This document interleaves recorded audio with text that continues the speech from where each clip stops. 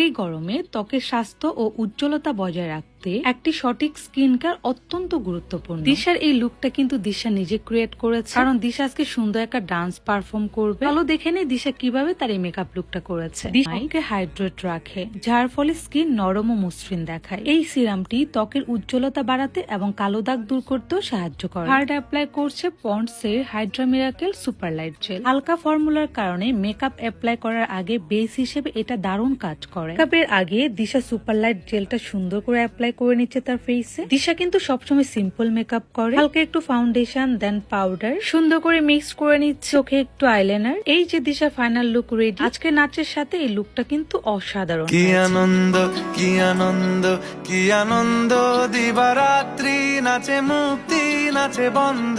কি আনন্দ, কি আনন্দ, কি আনন্দ, দিবারাত্রি নাচে মুক্তি নাচে বন্ধ। সে তরঙ্গে ছুটি রঙ্গে পাছে পাছে তাতা থই থই তাতা থই থই তাতা থই থই। সে তরঙ্গে ছুটি রঙ্গে পাছে পাছে তাতা থই থই তাতা থই থই তাতা থই থই।